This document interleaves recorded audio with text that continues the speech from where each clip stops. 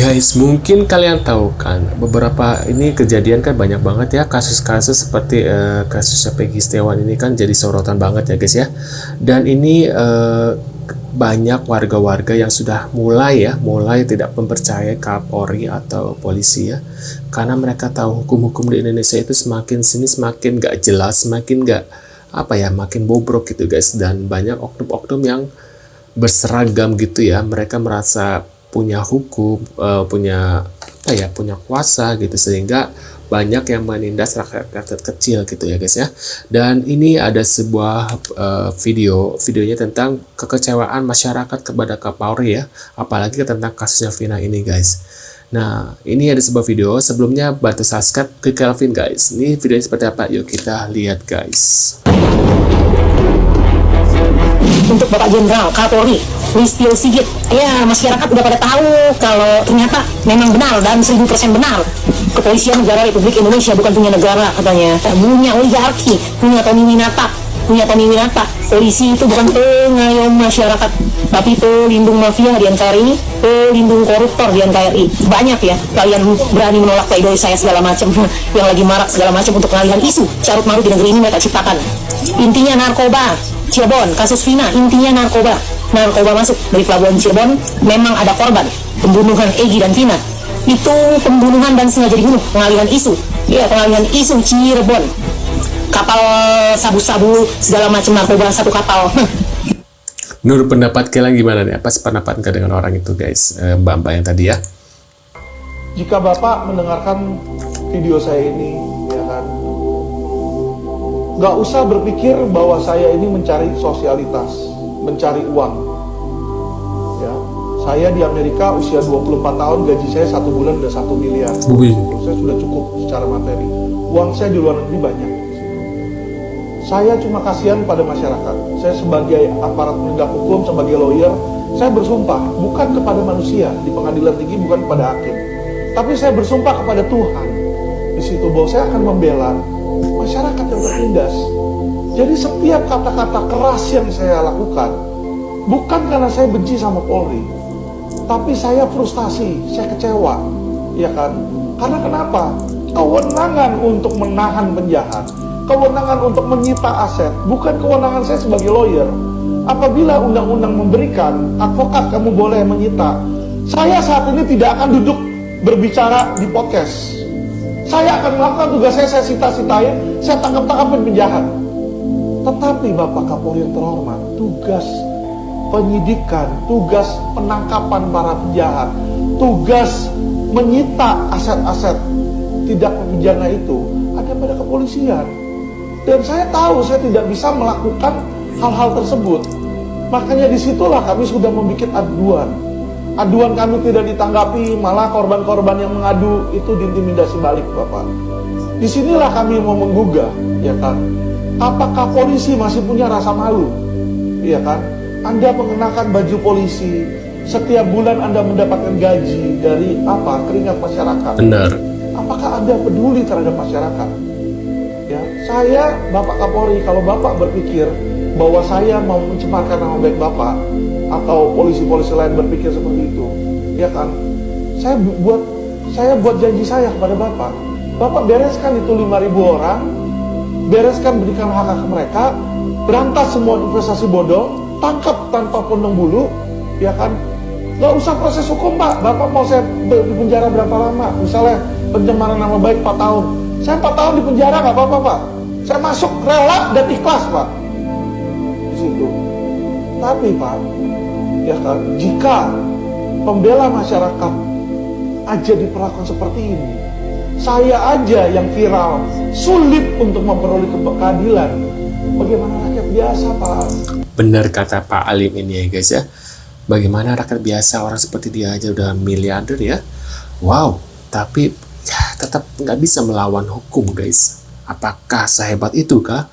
Apakah kepolisian sekarang itu tidak bisa menjaga atau membuat rakyat kecil itu merasa nyaman dengan adanya polisi guys, rasa aman gitu ya kan. Nah, ini ada sebuah video lagi guys. masih ada keadilan di Indonesia? Nggak ada. Kasus kecil aja nih, misalnya nih kita dibegal nih, terus kita ngelawan begalnya kalah sama kita, mati, kita yang tersangka. Coba seandainya polisi yang dibegal, terus begalnya mati sama polisi, polisi malah naik pangkat. Bener, kalau misalnya warga yang kayak misalnya nggak sengaja ngebunuh orang gitu ya, karena itu membela diri, itu tetap dihukum Kak. Sedangkan polisi tidak. Wow, cuma dicabut aja atau dibebas tugaskan aja gitu guys ya. Nah itu yang bikin rakyat itu makin geram gitu ya dengan mana nih keadilannya. Buset, tebel banget kayaknya hukum. bener sependapat. Ke Bang Reza Indragiri Hilir, apakah keterangan atau daya ingat orang 8 tahun yang lalu itu bisa dipergunakan dan bisa berkualitas sebagai keterangan yang bisa memperkuat kesaksian ataupun alibi dari Peggy Setiawan? Dari sekian banyak hal yang paling merusak proses pengungkapan kasus, nomor satu apa? Tak lain tak bukan adalah kesaksian mata yang keliru. Penyebabnya apa? Penyebab kesaksian mata yang keliru atau false confession, keterangan palsu, tak lain tak bukan adalah ingatan manusia. Jangankan kita bicara tentang tersangka, jangankan kita bicara saksi. Coba kita ingat baik-baik. Ketika Polda Jabar melakukan konferensi pers dan menghadirkan PS, apa yang dilakukan oleh Polda Jabar yang dinyatakan oleh mereka? Disebut namanya, diperlihatkan mukanya, dan dikatakanlah bahwa PS ini pertama, orang yang mengotaki peristiwa itu, dan yang kedua, PS ini adalah orang yang pertama kali melakukan perkosaan terhadap almarhumah. Saya terperanjat luar biasa. Kenapa? Karena di naskah putusan, orang yang disebut-sebut sebagai DPO alias Peggy itu tidak melakukan perkosaan. Nah, sependapat nih, ini Bang Reza ini bagus banget ya. Aku suka banget sama dia. Nggak memilih yang mana yang ini yang itu guys. Tapi dia balance gitu ya. Ini ada sebuah video lagi. Kalau hari gini ada yang bilang penegakan hukum pidana di Indonesia, terutama hukum pidana, baik-baik saja, saya tempeleng. Sebagai pengajar, sebagai akademisi, saya boleh dibilang sampai pada puncak keprihatinan. Stres nih gue nih lihat penegakan hukum sekarang. Apa nih sih sebetulnya yang bikin stres gitu. Terus terang masalah penegakan hukum itu Bang, bukan di hukumnya, tapi di penegakannya, terutama di lembaganya dan aparaturnya. Nah celakanya kenapa saya bilang penegakan hukum pidana yang tidak baik-baik saja, penegak hukum kita ini cenderung abuse ya, jadi versi mereka aja, versi mereka. Yang saya juga nggak tahu ya, diajarkan di kampus sama gitu ya. Yang satu jadi penegak hukum, yang satu jadi ya sama-sama penegak hukum ya. Cuma yang satu misalnya jadi jaksa, jadi hakim, yang satu jadi pengacara. Bisa beda cara pandangnya gitu. Padahal ilmunya sama, dosanya sama, bukunya sama gitu.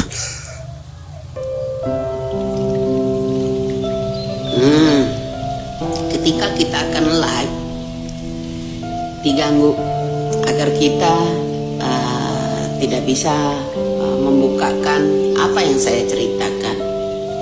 Jadi ada yang bilang di situ kalau saya ini seorang intel, saya rakyat biasa. Banyak sekali yang positif, ada juga yang nyangkut, ada yang negatif. Ya bilang kalau kita sok tahu. Nah mengenai kasus Vina itu ya, kalau menurut saya Vina dan Eki sebagai korban dari bandar. Menurut pendapat kalian gimana nih? Apakah emang seorang Eki dan Vina ini adalah korban dari bandar?